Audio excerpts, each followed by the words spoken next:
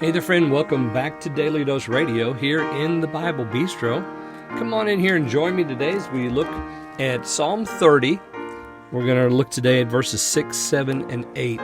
And we have quite a change here, beginning in verse 6. I hope that you have your Bible there. We're going to open it up and read here 6, 7, and 8.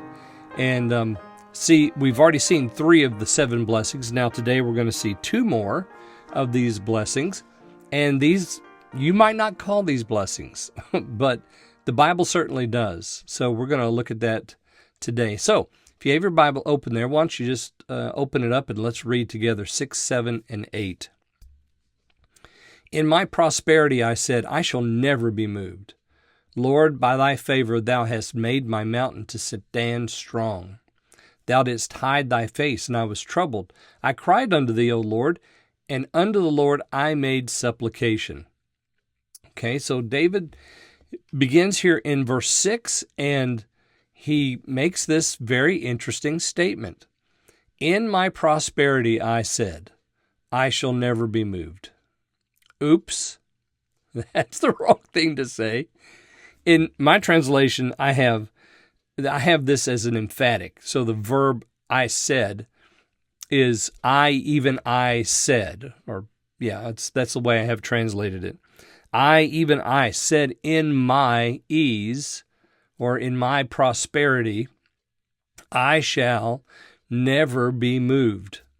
So how many times does he use the first person here? He is certain that he is not going to be moved. Pride creeps in here, and David says way more than he should say. He sure does. I wanted to read you a little piece from Spurgeon's commentary on this, and this is taken from the Treasury of David.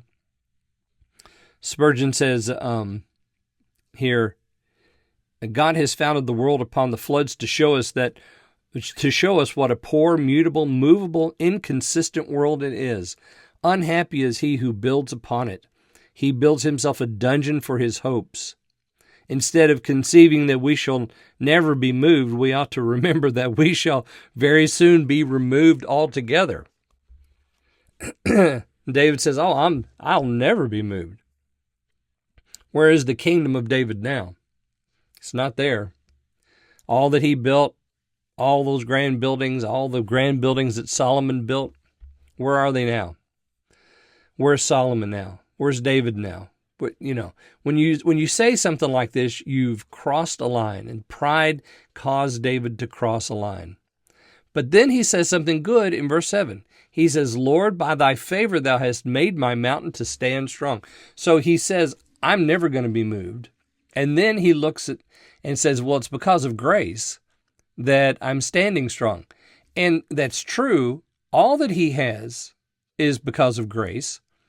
We have nothing without him. We can do nothing without him.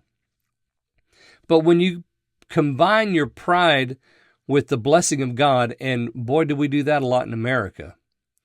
We combine our pride with God's blessing, and we say, well, the Lord's for me, and that's why I'm never going to be moved. You got to be careful of that. That formula never works, and David shows it to us right here. Because then he says, Thou didst hide thy face, and I was troubled. Okay, so here's another one of the blessings. So the first blessing is the grace that makes the mountain to stand strong. God does give us grace to establish us, but he doesn't establish our pride, friend. And then the second blessing here, the fifth blessing in this list of blessings, is the fact that the Lord hid his face. And you say, well, how's that a blessing? Because David thought he was never going to be moved, and the Lord needed to teach him. And sometimes the Lord has to teach us things that we can learn no other way. And so here the Lord's blessing is in this teaching David that, yes, it is his favor, but let's put that first and not my pride, saying I will never be moved. Because it won't be long, as Spurgeon said, it won't be long.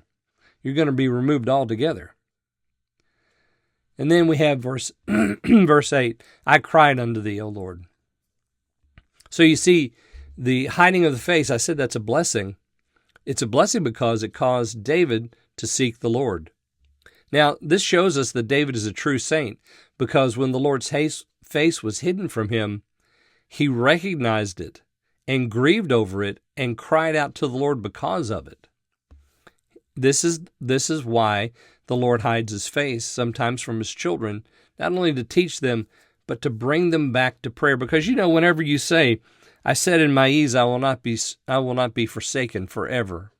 When you say something like that, are you praying very much? Are you seeking the Lord?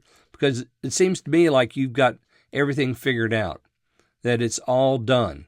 You've got the blessing, and why do you need to pray now? So he hides his face. That's a blessing, and this is the result of the blessing. I cried unto thee, O Lord. Look at the rest of 8. And unto the Lord I made supplication. Okay. So there you go. So the first blessing is the favor that the Lord gives us. The second is his withholding his face from us so that we might cry out to him. Friend, I hope this has helped you today. Join me again tomorrow. We're going to look at verses 9 and 10 here on Daily Dose Radio.